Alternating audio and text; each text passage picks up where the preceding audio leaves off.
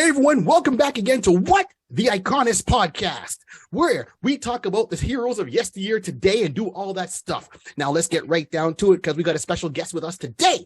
But before we start, let's do a round table. Here's how we go. You know who I am, Barry 3D for Deep Dark Delicious. Hey, where you can find me at the links down below or simply at barry3d.com. Right on.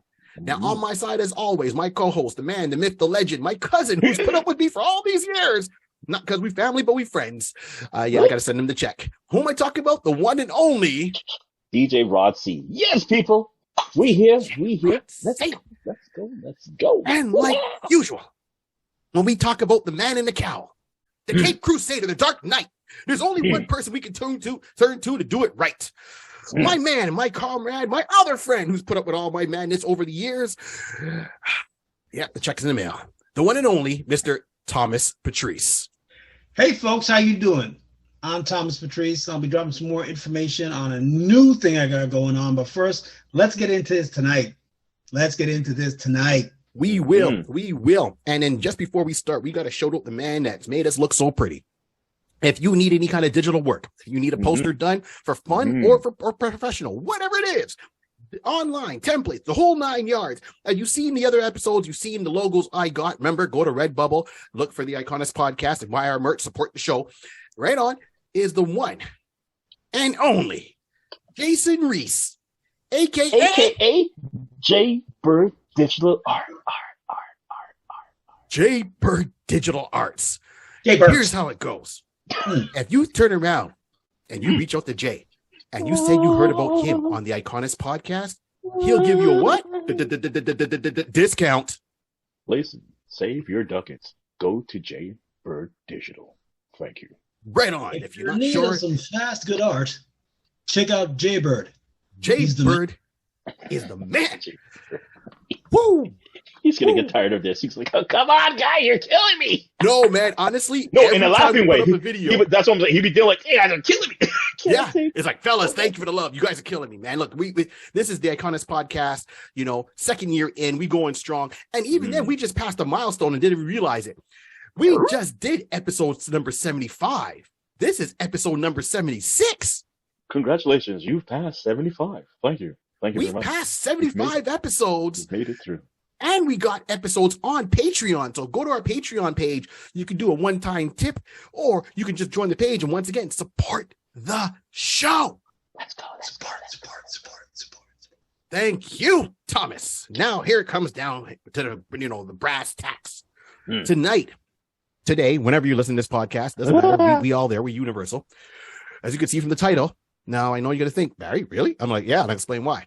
Today, the icon is Batman, but Holy Terror. Now, usually we don't go into the big guys because they've been covered by a lot of other channels. We try to bring you the hidden gems, but I feel that this one-shot book by Elseworlds, right, back in 1991, Batman Holy Terror, had enough of a twist. And when you read it and you look at the state of the world today, you're gonna go, OMG. Facts. Right? So we will get right into it. I'm going to get into some quick history. So as I said, this book was published in 1991. It was under the Elseworlds title, which is DC's version of What If, let's be real, and it was written by Alan Burnett, and the artist was Norm Borfogel. Rest in peace. Love this art. And this is what drew me to it was Norm's art. And, people might have different takes on the book. And myself, I read it. I love the spin they were doing. And I think they could have gone more. I mean, I know the what ifs are usually a one-time tale, but and we'll get into that in our discussion. So that's the baseline. Bruce Wayne is still Bruce Wayne. There's other familiar characters in the storylines that come and go, as you would see. Some of them have a little bit thing, but what I liked is it had that Alan Moore feel that they took real people in history and put them in there and just changed one small thing. And boom, butterfly effect. Right on. So let me go around right now. So I know I read the book, and this is something that jumped out to me. Rod, did you read Batman Holy Terror? I did read the Holy Terror of Batman. Yes. Woo. Listen, it's definitely as you say, you can clearly, when you get into it, you start to realize, you start to see some similarities and start seeing like saying, this is not the Gotham I know of. These are not the droids in the Gotham that I know of. Fine. There's something different up in here. And you start to get into, you start to realize, and it clearly explains, like within the first few pages, you know, the different similarities and how it just branches off, and you realize, oh, we're going left. All right, cool. Bring your sandwiches, kids. We're going on a nice ride. That's really what it is. I like the parody, right, in the sense of you see the similarities. So you start to see and realizing, you start to see the characters that you're accustomed to. And the great thing about the book, they brought out characters that you know, Bruce, Alfred, Jim Gordon. We'll go into more people, but you start to see the similarities, and then you start to see like, oh, that's a different twist on that particular individual, which we'll get into. So I like the whole concept of it, and it was nice. It was nice. I would definitely say this is one of those what if type of scenarios that is like golf clap.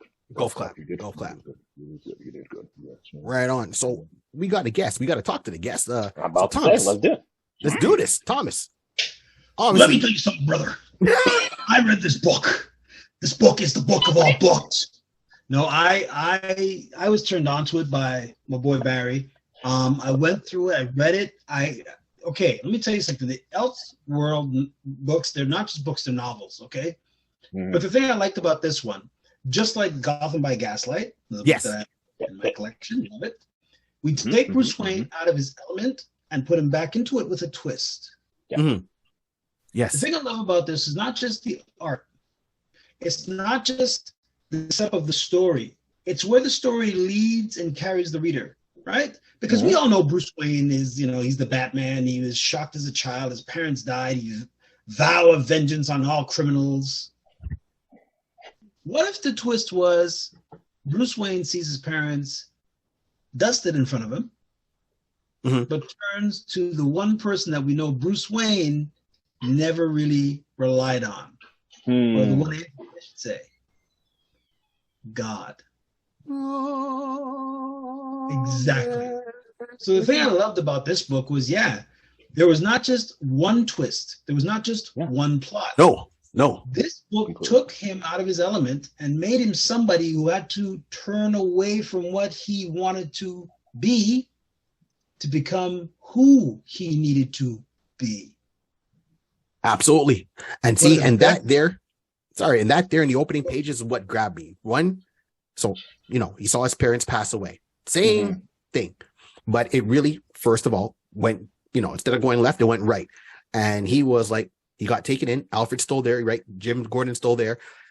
Turns around and he finds the Lord. He tries to find peace with the trauma. Yep. I like that because it's true. I mean, how many people have gone through trauma and you said, hey, you know what? I know I went through this and I found my savior. And I'm not trying to make this a preachy episode, but people find faith, and regardless of who you believe or what you believe. I'm not talking about that. You just find your faith to get your running to deal with the trauma to move on in life, right? And he made his peace with it. He still has the mansion, gave a lot of that stuff away, right? And when rereading it, I saw something a little bit different, and I'll talk about it soon. But I like that he grows up as a normal man. He doesn't go around training around the world. Right. He's not traumatized, looking for vengeance. He's found peace. He's dealt with it as best as possible. And, you know, and then Jim Gordon shows up and says, I got to tell you something. I should have told you this a long time ago. It wasn't a random accident that was the death of your parents. It seems to be someone put a hit on them. And it kind of turned his world upside down. No pun intended. You know, and then you get a little bit of interaction with them saying, oh, I was trained to be an inquisitor, which is their version of police officer. Right. And then he said, no, I'm going to stick with the Lord. So this is why he's young. He's in shape and he has certain skills, and they just how they try to explain it. Right. But before we can get into that, let's talk about the backsetting, for example, right? Because he's still in Gotham. And I mean, Thomas, you got some points on this. Go ahead, man. Hey, number one, not really Gotham City. It's not Gotham City. It's Gotham Town. Yes. It is pulled in a certain direction. everybody believes in piety. Everybody believes in the holiness of God. You must be fruitful. You must be plentiful. But you must always remember, God is watching you. What's not really happening is God is not really watching you. The church is watching you. Society, religious figures are watching you. And Gotham City never really got to bloom. It just stayed a town because that's how they controlled people. They had people thinking that you cannot go beyond yourself, in the sense of Gotham can't go beyond itself. It can't grow without us. Right. Going to what Barry said about Bruce being, he becomes basically a beacon. He has his own following. He becomes so popular. People are coming to him. They're looking to him for answers, but from God. They're not looking for Batman's answers. Nope. They're not looking for the billionaire playboy. They're looking for the billionaire boy who became a man of God.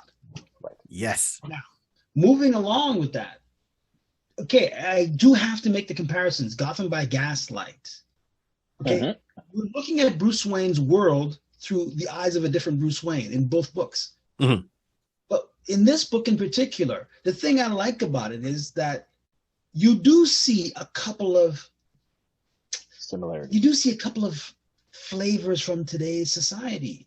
You do see a couple of things being pulled. You might see similarities in the news that you see. And the way that you do this, the way that you see this is that how Bruce Wayne, and all the supporting characters around him are acting. Yeah. Now, last thing. Go ahead. I say go ahead. No, go ahead. The thing I love about it is that Bruce Wayne, once he hears the information, you see something turn on.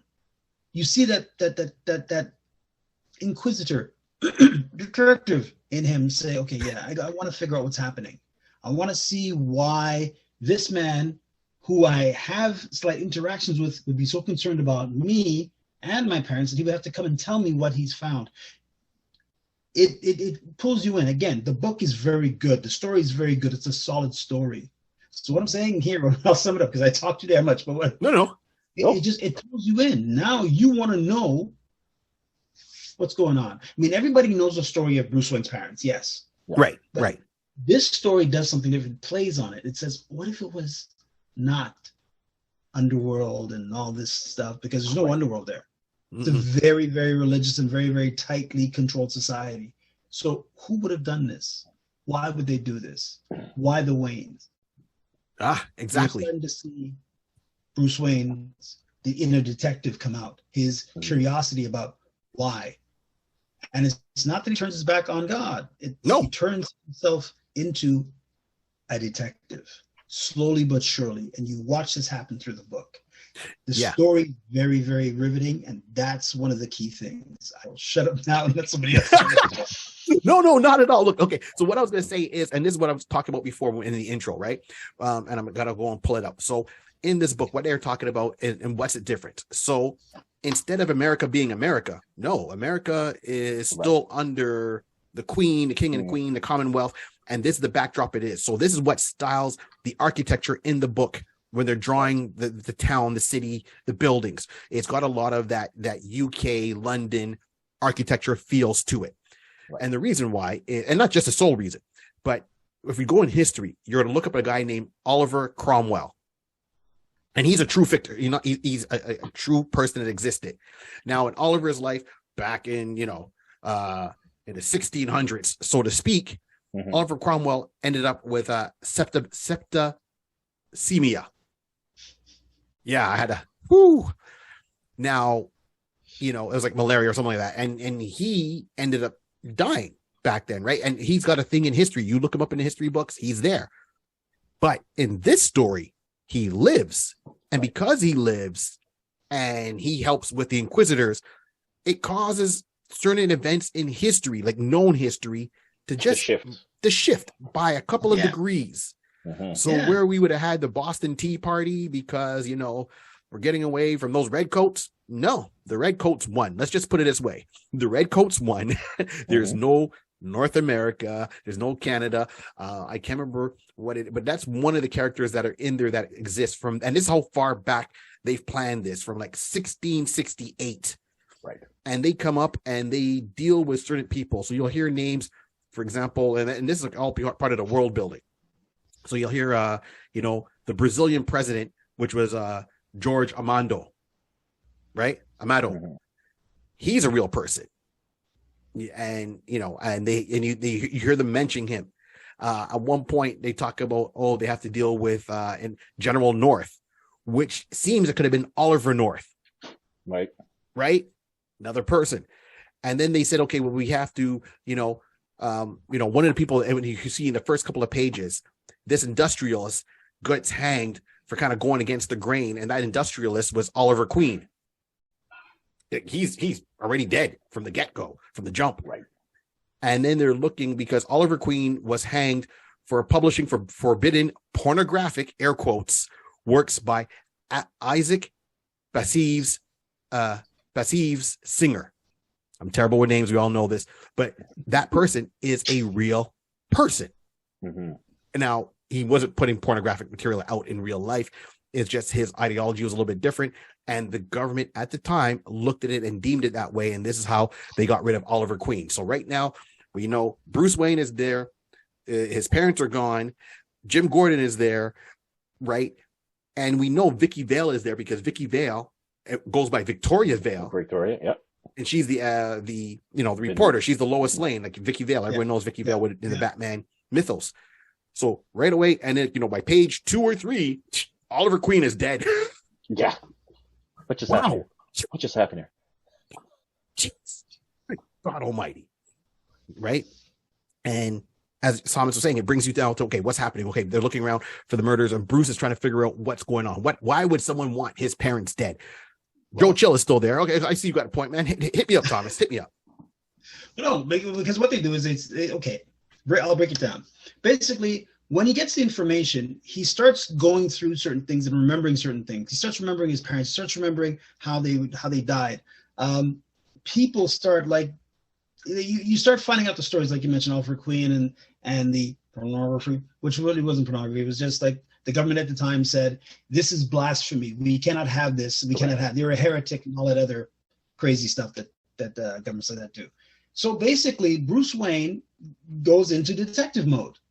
Yes. One thing I love about it, they do keep the bat suit, but they keep it as like an heirloom his father has. It's a hand-me-down kind of costume that his father was wearing. His father's going to use it.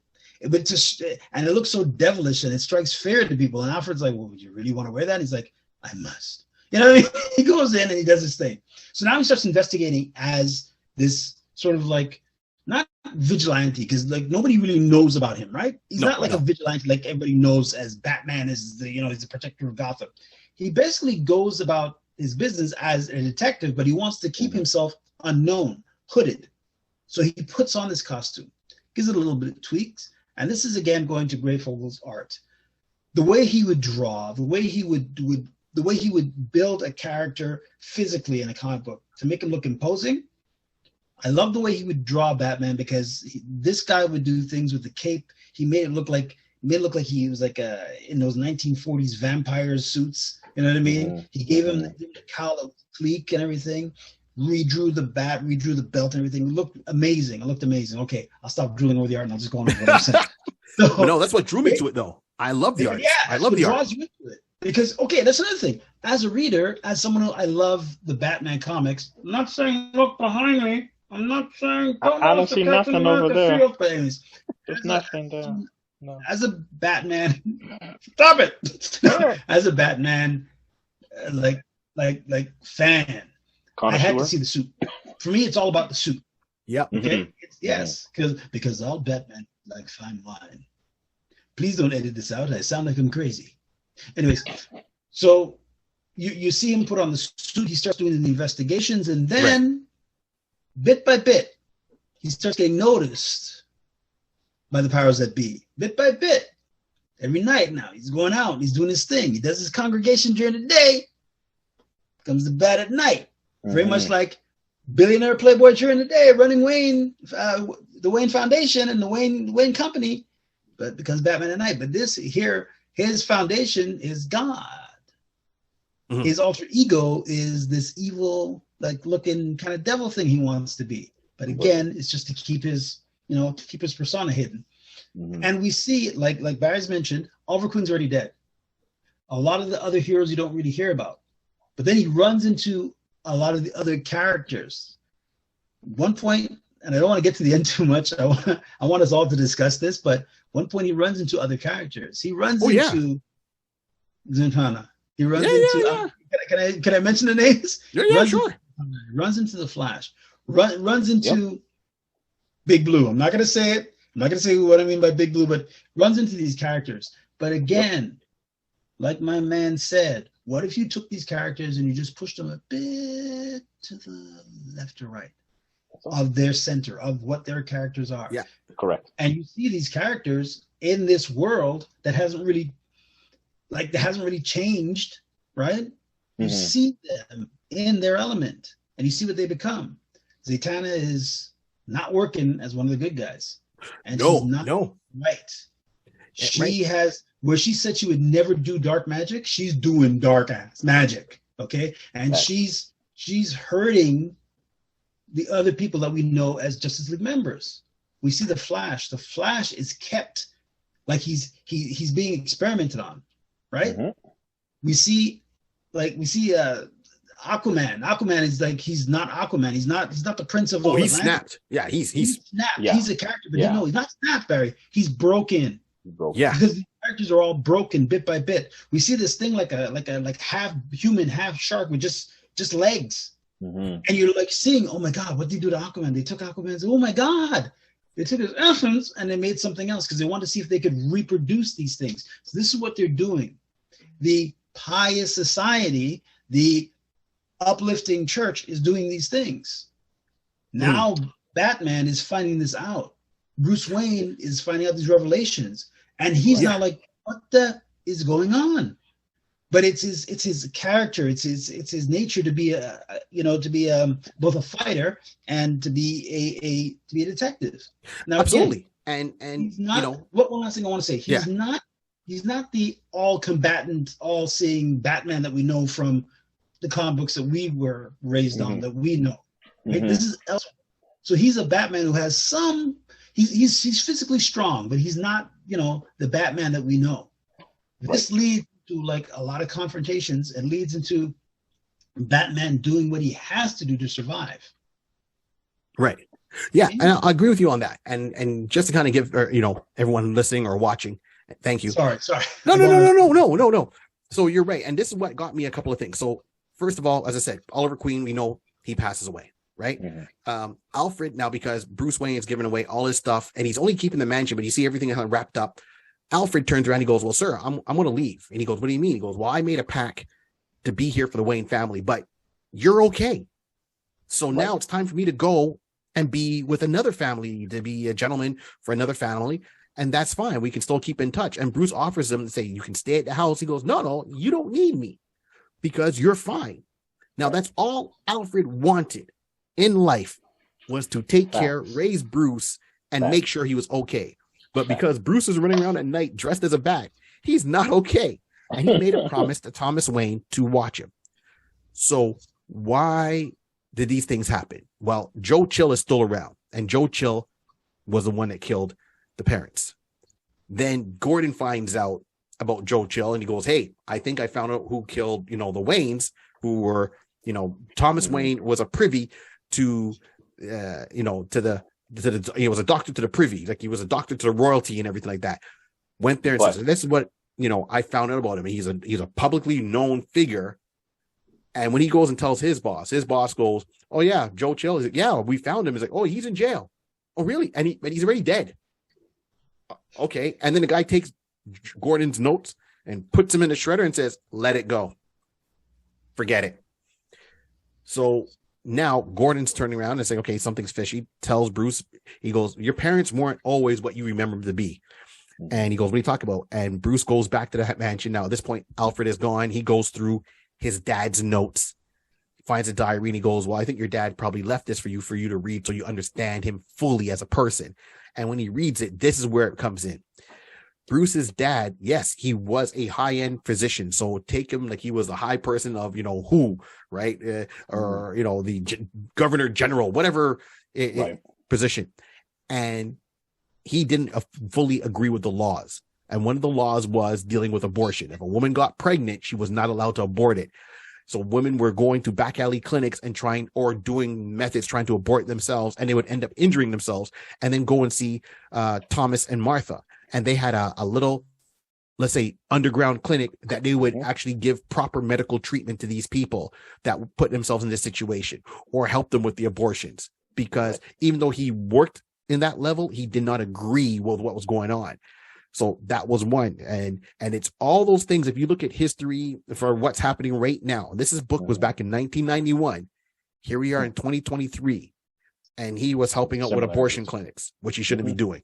There's a couple other things that are kind of what's happening now that he's doing, that's happening now that his father kind of helped on the back end, give certain people healthcare that shouldn't have it, the vision, the whole 9 yards. And because he was such a public figure, there was a vote by a secret society in the Star Chamber to kill off his dad, but they couldn't do it. They couldn't do a public execution like they did with Oliver.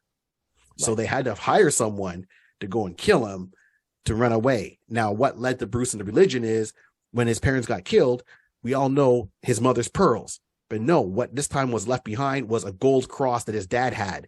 And this is what steered him to religion instead of the symbol of the bat right away as a kid.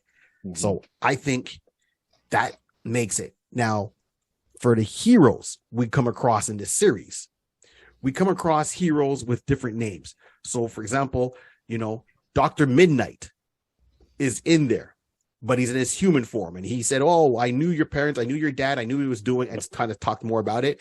And he's like, I was, working with somebody and they threw acid in my eyes. So now I'm blind. I lost my wife, and then Sierra and Carter Hall were killed. Right. And I'm like, okay, wait a minute. So we've lost Oliver Queen in the beginning.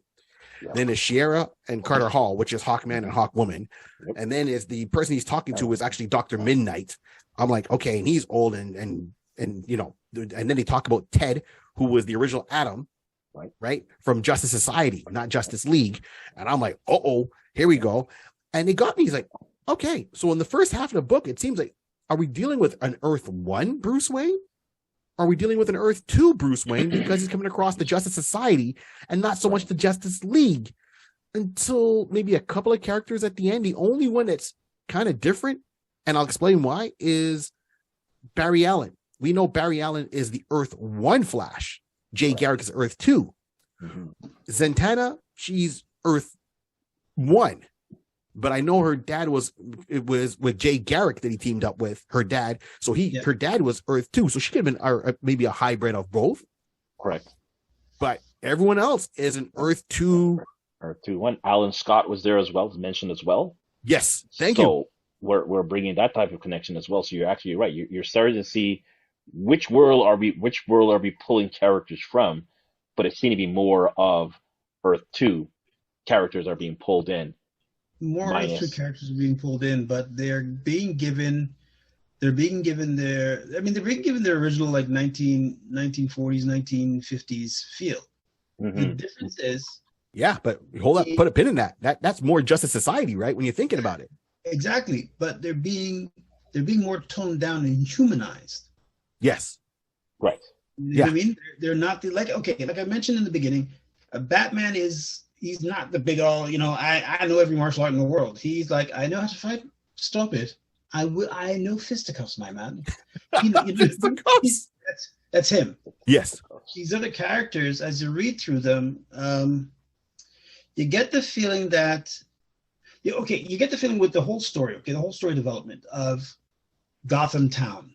You get the whole feeling that, like I said, it's not really allowed to breathe and become the city that it becomes. So the characters themselves, like I said, they're an extension of this world that they live in. They're not really allowed to fully reach their potential. No. The only one you really see reaching their potential is the Batman. Yeah. Right. Yeah, it's true. But what I like is that he stole, as I said, you said Alan Scott. Okay, so far, most of the beginning of this book is everyone that I see is Justice Society. Yeah. Right? So is it an offshoot of an offshoot? Like, are we going that far down? Are we being inceptioned? And which I like because they could have gone Hal Jordan. They didn't. They could have gone, Diana Prince. They could have gone. So it was really an offshoot of an offshoot. And then, like, just going back to his parents in the clinic, I found what it was. So they were helping out people with abortions, people who were gay, and then the government turned around and wanted to alter their sexual orientation with shock treatments and all that, and it didn't work. They were helping those. So once again, 1991 comic book, 2023. Here's how we live it. Okay, so now that's my point is we get there, he gets in, and he uses his connections as being a clergyman during the day because he was being trained by another deacon, an archbishop, and he saw their codes. And he's using their codes to kind of get into where he thinks the Star Chamber is. And the whole thing is he's not fighting, and what I like is he's not fighting a person. He's fighting an organization. He's fighting an ideology. Exactly. He's fighting no Joker. Right? Yeah. Like, for once, like we're good. I know Joker is his foil. I get it. It's nice to see that they do something more. I could see how this would have developed even into maybe a Ra's al Ghul could have popped up through something like this with the Star Chamber, which I thought that would have been some great extension. That would have been it. Yep. Yep. So, and when he gets in there, he deals with Zatanna. He has to fight Clayface. So Clayface is in there. I'm like, okay. He gets in there and and I know people are going to say, oh, you're seeing tears over the mask. And I'm not getting that. But he gets in the room because everyone's talking about the Green Man. Who's the Green Man? And you get into that one room and he finally gets in there. He opens it up and he's like, what the heck? And it's actually, Clark Kent. It's Superman. He crash landed on Earth. He parents found him. They didn't know what to do. Turned him over to the state. They saw he was getting stronger. And they saw, some radiation, this rock came down and it seems to kind of poison him. So to keep him under control, they pumped him full of it and they killed him. But they have him up on a cross like Jesus Christ. But it's not a true cross. I'm talking like a machine, but it has him in that same position like he's on the cross. Now let's think of what Superman is. Superman is the savior. So even that ideology, they sacrifice the savior. Dang. Yeah. That's wow. And the beauty of it is the story, because I wanted you to do that, Barry, because you're better at me than that. But the beauty of it is when you see this, you see Bruce's realization. You see now he's like, okay, hang on a second. My parents were sacrificed. The world that I live in is telling me one thing, but doing quite the other. And now the Green Man, you know what I mean? Yeah. Now seeing this other world person that no other world exists. We're the only world. We're the only one. God loves only us. You see this person from like another world. For what was it? What did they say in the Bible? And God gave His only begotten Son. You see him there, like Barry mentioned, strung up, like Jesus on the cross. And you see them pumping all the stuff out of him. They're taking samples of his skin. You see all this, and this is the point that this is chaotic. This has gone beyond just like torturing people. Not the half fish, half shark guy I saw. Not the guy so terrified of himself that he you know what I mean, like the Flash, Barry Allen, that he wants to get away. Not the person I never knew, Oliver Queen, who was hung or executed publicly because he spoke out. Mm-hmm. This is a whole it's a whole cult, it's a whole thing, and they're pulling the wool over our eyes. You know what I mean? They're pulling the wool over. You know what I mean? So kind of switching that to what Barry's leading to. I'm sorry. No. Kind of switching it to what you're leading to. You see a lot of what's happening in the world today in this comic book that was made in 1991. You see a lot of the elements of history taken, twisted, and pushed. Just pushed, like I said, a little left or a little right. And you see how it changes people. Zatanna she's gone, man. She's like nuts. Yeah. Right? And she's dealing with dark magic, which she said she would never do. Correct. Nope, exactly. Right? her thing is love, beauty, and magic helps all. This Satana is, No, I'm gonna crush you. I'm gonna crush you. Yeah. There's a duality in the world, and therefore even with the character, I mean, he's Deacon by day, Batman by night. So that's a lot. There's a lot to take in and messages there. There's a lot of levels. There's a lot of layers. A lot of layers in that. And even kind of going back, just like we were talking about, I just wanted to point out in regards to Barry Allen. When you really think about how Barry got his powers, that fluke of lightning and all the different chemicals and stuff like that, the clergy, they wanted to basically replicate that power. So which never a thought of how could it be so slightly different? Maybe you didn't have the right amount of vials and not the right amount of liquids and chemicals, whatever.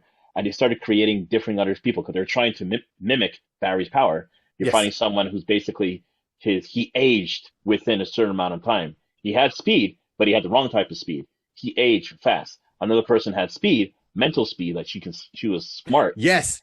She had but that's all she had. And some people that just basically their metabolism was vibrating at a certain speed, but it just kind of basically evaporated them, and basically they can reform themselves. But then unfortunately, every time they came back together, they just a lot of piece of their humanity kept chipping away. All these people basically are all similar experiments of what happened to Barry. What I like in the sense, this is now one of those particular what if Barry, what if Alan, the chemicals were slightly different, because no one has ever really gone into that particular, down that rabbit hole. And I like that at least they dedicated at least a page or two just giving a quick little synopsis of this is what's happening, whatever the case may be. So I like the mindset in the sense that they gave us an opportunity to see, again, slightly left, slightly right on a particular person. We worked on Bruce Wayne, slightly right, slightly left. This is what happened. Barry, slightly right, slightly left. This is what happened, and these are the results. So it was I like that aspect of the writing actually being added in and just bring us another layer to think about when you put the book down. Wow, I never thought of that approach coming from that side. I was like, kudos, let's go. Yes. Can I throw some? Sorry, can I just throw one more thing in? Sure. Just taking away from that book, just stepping away from that book for a minute. This is what DC needs. This is what DC needs to be doing in its movies, in its concepts, cartoons. This is what they need. They need to be doing this more. Because I think books like this, right, when you get a book like this, there's so many layers to it when you read through it. There's so many things. Like Barry's focusing on the characters and the splits and, you know what I mean, the other worlds, how they're blending the characters. Rod is focusing on these experiments, right? Mm-hmm. I'm focusing on just the element of seeing Bruce Wayne out of his element. Yeah. You know what I mean? And this makes a good story because there are twists to this story. Yep. There are things that are happening in this story. And I think that a lot of people will take their own thing. And if they can sit down, see, this is what makes good conversations happen. They can sit down and say, oh, yeah, do you remember when this happened? Do you remember when this happened? Oh, but did you see that? Mm-hmm. This book, this is one of the best stories I've read in a long time from DC. Not because it happens to be my favorite character from DC, but no. The best stories I've read. Yeah. Right? It takes a lot of today's world elements, combines it with history, and says, okay, here, what if this? Yeah, like who knew? This is DC's what if. What if this? Right, and you know what? And that brings me to a segue, right? I mean, you right there. I mean, that's exactly where I was going with this. So, one, I like this book. There's only one complaint I have about the book. It was built up to me at a nice pace, but at the end, it went a little bit too fast because I wanted more. And I think this story had a lot more to it. It could have been like 2 volumes, like, Holy Terror 1 and 2. And I think to give us that nice ending, it would have gone with a nice pacing. So that's my only critique on it, me personally. But if I got to say something, that's it. I wanted more. That being said, I think that everyone's always looking for something. Well, I don't want to see it live action. I'll be honest. we don't need to have a live action version of this, and because we have a lot of Batman stuff out there. But if the Harley Quinn cartoon is going around on HBO and it's very adult themed and it's funny, we can have HBO turn around and do a cartoon with this. And here's my pitch. DC, their cartoons were a little bit stronger, in my opinion, than Marvel's cartoons, over the series quality and all that, especially with the Justice League Unlimited, that really set the bar. Let's go back now. I want to see, me personally, either a one-shot, Blu-ray or a streaming service, adult theme, just like Harley Quinn is. I mean, you already did it with Harley. You can do it with Batman and do Holy Terror, but get the original writer and let him expand on his ending of that book a little bit more. Don't go with the end. I want more, because you've built up so much in the world that now I need to see it really go out. I mean, the last couple of pages is he gets there, he sees a star chamber, he meets the guy, he's like, oh, were you responsible? And then he's like, I have no idea. He's like, what do you mean? We don't keep records. What we do in the star chamber is we make a decision on somebody, we write the names down, we put it in for a vote. Nobody knows who writes what name. When the vote is done and cast, everything gets burnt. That's it. We take all the papers, the names on it, we burn it. I don't know who voted on what. So all you know is me. You might stop me, but you're not going to stop the Star Chamber. And that's Bruce's thing, is he says very quickly, oh, I'm working with certain people, because you finally see his version of the Batmobile, on one page. And I'm like, all right, great. And I'm going to bring down the Star Chamber. Got it. Okay, cool. All right. So even then, that can be like a jump off point. But I'm really saying, DC, turn around. And I said this about Marvel, just how Marvel came out with What If on Disney Plus. Right. And it was like individual stories, but had a little bit of a common theme. You can do Elseworlds. I mean, Gotham by Gaslight was an Elseworlds tale, but it wasn't under the Elseworlds brand. This was the first one under the Elseworlds brand, where they actually made the Elseworlds trademark logo. So you can do DC Elseworlds and do these stories. And this is what I'm talking about, is like, give me this story as a DC Elseworld, expand on the ending a little bit more.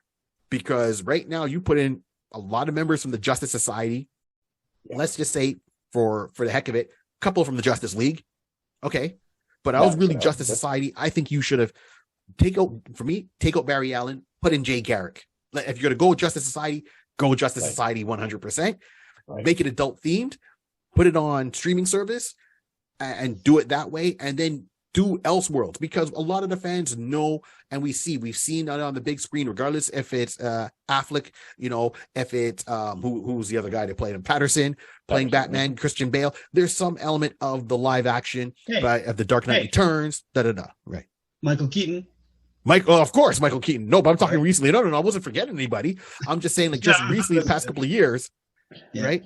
And Michael Keaton, he's coming back. I mean, they did Batgirl dirty, but still, the DC do DC Elseworlds, and this way you don't have to commit to a weekly series. You don't have to commit to a monthly series. Once a year, here's an Elseworld. You know what? That's an amazing thing. HBO can just round out the end of the year. Take one character, take Batman, take Superman, whatever. Lead them all into one story. Yeah, that was totally amazing. Yeah. And, this is another thing. Sorry to pull it away from what we're talking about today. This is another thing. DC really needs to look at what it has. It's got gold, and sometimes they don't focus on the gold. They just want, let's get the brass ring, get it out there. All right, let's ha. No, make a story fit, right? How did Superman come to land on this world? Let's see a story like that. Branch out, expand, expound your DC. Exactly. You know what I mean? Of course. I mean, how many times do we need to see? It's like, okay, we're doing a DC movie. Yeah, who are we doing? Batman, Superman, and Wonder Woman? Yeah, okay, we're good. Oh, we'll throw in Aquaman. All right, we'll throw in Hawkman. Okay, but there's Deadman. Who's Deadman? Who's the chairman of Warner Brothers? You don't need to leave. You don't know who Deadman is? Okay, you got. So this is what we talk about in this show. We got to talk about Deadman. But yeah. So that's my whole that's my rent amok theory of that. So keeping that in mind, who would you guys? Let me go around the table here. I'll start with you, Rod. Who would you see? Okay, first of all, would you see this as a cartoon? Are you on my line of thinking, or would you want it as live action? No. This got to be a cartoon. It has to be a cartoon. And like you said, it's a good parody in the sense of what the Marvel did with What If. This would be a perfect way of doing the Elseworld version of it. Basically, if you're going to call it Elseworld, call it Elseworld. If not, call it whatever. But it's similarity in that particular realm. You are absolutely correct. Do this like maybe at least once a year. Even if you did it like in the sense of, let me retract and say Elseworld again. When they did Elseworld for The Flash, when they did with the CW and everything like that, they had all those different ones, and they all led to what Thomas is saying, all led to one particular storyline. Perfect.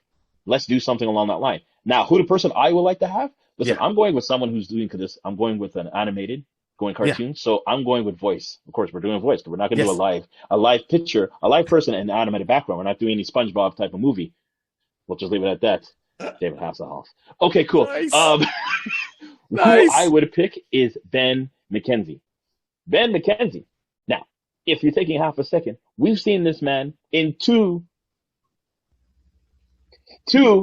Bat Worlds type of environment. This is the actor who played Jim Gordon in the show Gotham. Oh, yeah. He was on the OC. Right. As well as Slash, he did the voice for Batman Year One. He was Bruce Wayne. Okay.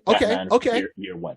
Okay. Now, reason why I wanted to pick him, because we can tell because of this particular story, we can understand that this is more of a Elseworld / Year One type of environment. True. You know what I mean? Gotcha. So if we're gonna go there and we're gonna just kind of like go a little bit left or a little bit right, whatever. This is where we'll go to Ben. We'll take Ben back again and say, Ben, we're just gonna push you on the shoulder. We'll push you to the left. You just do who you would have. Year One, come this side. Right. And basically he already has the grit and the voice he already had the attitude, and he already portrayed Year One, going through those type of struggles. Because this will be more like year 0.6, 6 months. This is Batman 6 months in. We're not even in the year yet. He's not even We're a not year. even a year yet. We're not even a year. We're not even 3 months in. Yeah. He's got the information, and he just basically going and finding the outfit from his dad's old club, that kind of scenario. So we're like 6 months in. And as a side note, I will just have to say, just to go back, that yes, Bruce in this particular storyline in Holy Terror, he did not go away to training or anything like that. He did do, like you said, the fisticuff type of training. Jim Gordon of those days had given him that type of training. Yes. So he has something. He has some kind of combatant, just the basic police inquisitor type of knowledge of how to fight fisticuff to stay alive on the streets of Gotham Town. That's who I go to. I would just definitely utilize who we have already. Again, it seems like, I'm helping out DC. I'm helping out DC. Warner Brother. You have gold. The man just said you have gold. The man down there just said you have gold. Use the gold. Ben. Use the gold. Let's put Benny back again. It's my precious. Okay, no. All right. So that's Rod. Okay, so I got you. Okay, man. All right, I got you. All right. So Thomas, now as a guest, who would you see as a voice actor for Batman in this role? Well, first of all, do you see it live action? Or you going animated? I know. I think the theme is right now we're all going animated, right? I'll tell you why I would never go live action. Okay. Number one, too much money spent on feeding a guy chicken breasts and carrots so he can be in the gym for like 3 months to puff up his chest when you could just simply sew them into the suit. I never thought of the budget. I never thought of the budget for feeding the person. I've never thought of the budget to feed the person chicken and carrots. Golf clap. I'm sorry everyone. I had to just jump in on that. I've never in all my years of thinking of a movie, we're putting a budget to make sure we feed you to buff you up, Ben Affleck. Oh my God. Let's just be a little bit comical right now. Well, but it's true. No, it's not. That's true. You can tell me I'm to pay you $50,000 for eat chicken breasts and carrots? Cartoon. But dude, that 50 grand looks better in my pocket. And you is coming out. Holy, that was hilarious. Secondly. Save the ducats. no, but seriously, I'd rather do it cartoon because there's so much more you could do. Again, Fact. you could Fact. make this such a like you can make the city personal unto your own art, but you can also show how the city didn't grow. You can show so much. The Batmobile, you can show so much. The city. Secondly, now, Yeah, go on. Are you ready for this? All right, Preach. let's see what you got there. Let's see what you got. Let's see what you got. I used to watch him as one of the Winchester brothers. I love him. Jensen Ackles. Jensen Ackles, the voice he puts on for Batman cuts right to the point. I'm not mad at Jensen for doing the boys and having to get buffed and realizing you could have just had the muscles sewn into the suit. But we ain't gonna talk about that. We'll leave it alone. Okay. But no, seriously, Jensen Ackles and Troy Baker. Troy Baker, like he did one of this guy, Batman the Telltale series. Yes. Just because when you hear Troy Baker's voice, okay, Jensen Ackles, I love him. He's a great actor. Don't take that wrong way. I like him as an actor. I don't love him personally and physically. Don't none of y'all go there. Anyways, You do you. I like him as an actor. He's amazing. He's got when he goes to work, he goes to work. Yeah. But his voice is very distinctive, and I like what he did with his voice in like the when he, oh gosh, I had it right here. I'm sorry. What he did. Gosh. Anyways, when he did his Batman, Halloween, the long Halloween. Well, he did yes, joke on that one. Sorry. Long Halloween. No. But you're listening to his voice all the time. You're like, I know that voice. Right. I know that voice. You know what I mean? That's what pulled you in. You made you listen more. Now, for Baker, that's what Batman sounds like to me. Mm-hmm. Okay. All right. Got it. You know what I mean? Yeah.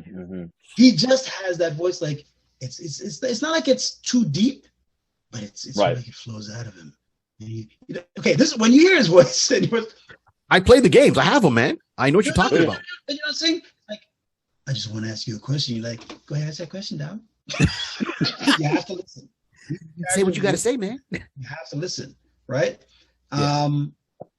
I'm not going to say Robert Conroy because he's my favorite because I used to watch the cartoon TV series all the time. But yeah, I mean, these are the two. These are my two. But going back to the first one, yes, people out there, I talk way too much. But anyways, going back to the first question, I think animation, because animation, like I was saying, you can do so much with animation. And when you see animation, like, okay, let's look at a book that they turned into a cartoon, two-part cartoon, The Dark Knight Returns. Yes. The book, okay, Frank Miller. Absolutely. The book was amazing because what he did is he took Batman and showed him as a big, bulky guy who was older. Yeah. The animation, when they did it, you took the comic book, you said, good night. You put it down, you sat back and you watched. Because you're seeing one for one. Yeah, you can. There's so much more you can do. You know what I mean? Yeah, it's easier to draw a Batmobile than actually build one and then try to film it from different angles, right? Because of the budget. So I agree with you. Fun of Barry. It was the 8th grade. Okay. I cut my daddy's car in half for nothing, people. Nothing. You got licks. So I agree with you. So I jumped up because I had to say, and I'm with you on all your points. And what got me is because I was going with Jensen Ackles to play the voice. Sorry, man. Right? Sorry. No. Don't be sorry. It's happened before a couple of times. We've done that. Yeah. The same person out, man. So let's just show you we're all on the same page. So, and I'm going to say, and don't get me wrong, Kevin Conroy, beautiful. He's done Batman for years. Absolutely.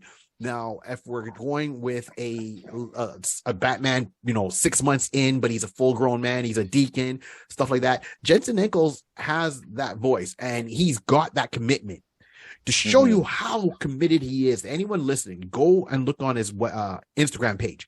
And if you scroll back far enough, you will see how he dressed for one Halloween. And then he took these pictures just to put it out there. He dressed up as Batman, head to toe.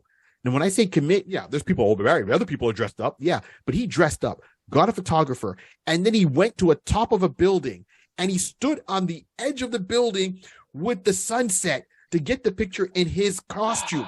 And he didn't have a typical Batman costume. He had a different variation of the costume, the jawline, how he was in there. dead on. Like, I'm like, okay, I would watch a movie with him as Batman. I would watch a live action series with him as Batman. I think that he's done work on TV. I know they don't like to put a live action Batman on TV, but Jensen Ackles, if they had to finally do a Batman TV series, true to it, week after week, I'm just gonna look at that. Jensen is the guy. Like, in my opinion, I mean, he looks the part. And the thing is, he's so committed. You know, there's actors out there that's like, did you read the source material? The source what? Okay, you got to go. But if you're going to the point where you're going to get a costume made, get a photographer, go to the top of a building and take the time to do the picture and to do it right, to say, yeah, I like to play Batman. And that picture is what got him the voice work that he's doing right now in DC.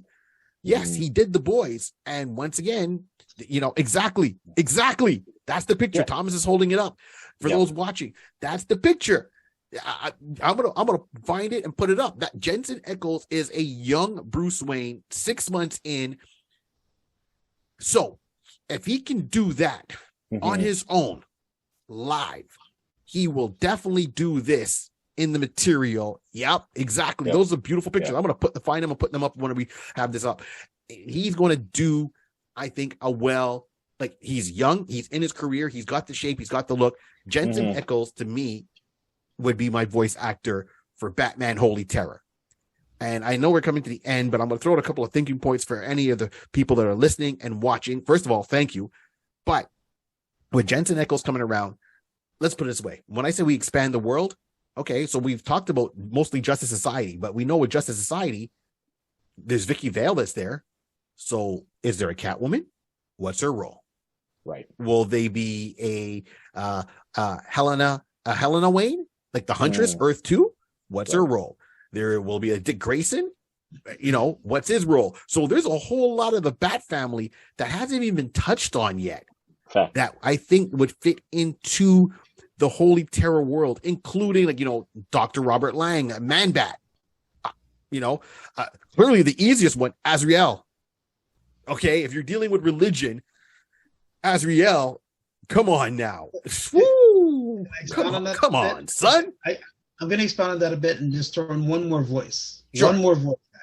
Sure. I know he's not a voice actor. Actually, he's done a couple of it, but don't matter if he's a voice actor. Hit me with it. Brad Pitt. Yeah. Because of the way his voice is textured, because of the way this Bruce Wayne is, Brad Pitt's voice is a little bit clear, but it's got layers to it. It's got, you know what I mean? That's another voice you have to listen to. It's got layers. Yeah, I agree with you, because first of all, I'm a huge King of the Hill fan. Huge King of the Hill fan. And I know, I'll say this, Patch. And if anyone is a fan, you'll know who I'm talking about. So you got Boomhauer that's on the show. And, yo, man, what's going on, man? You know, and Boomhauer's brother was getting married, and that voice was played by Brad Pitt. Wow. Yes. So here we are. We're coming to the end of the Iconis podcast. Sorry, Thomas. What do you got to say, man? I know you got some stuff. Really quick. One last thing to throw in. Yeah. Another thing you guys can throw in at DC is now the Deacon can take in homeless children. Robin. Jason Todd. See that? Okay, right. There's meat on the bone. There's meat on the bone. So before we wrap this up, I know, Thomas, what do you got going on, man? I know you got some stuff coming up. You want to kind of talk or mention, let the fans know. I am creating a festival. There's a festival started. I've been wanting to do this for a long time. I do stand up with my boy Barry. Barry, I love you. One of the funniest guys I know. We're not right ahead. It's going to be up there pretty soon, called Nothing But Laughter. We are going to be bringing you some of the best comedies, some of the cleanest comedies, some guys you've never heard of and guys you only heard of. We're doing a festival out in the county, that is Prince Edward County, and we're going to be doing it next year to start it up. But look out for Nothing But Laughter. That's NBL or nothingbуtlaughter.com. Also, go on. Tommy's Toys and Trinkets. It's some of the crazy RC stuff that I bought over the year, and some of the other things you can see there that I've run into and found at thrift shops. Those are the things I'll be doing. Those are the things I'll be bringing to you. And cool. Yeah, Nice. Just wanted to Impressive. put it in Okay, so got it. So Nothing But Laughter.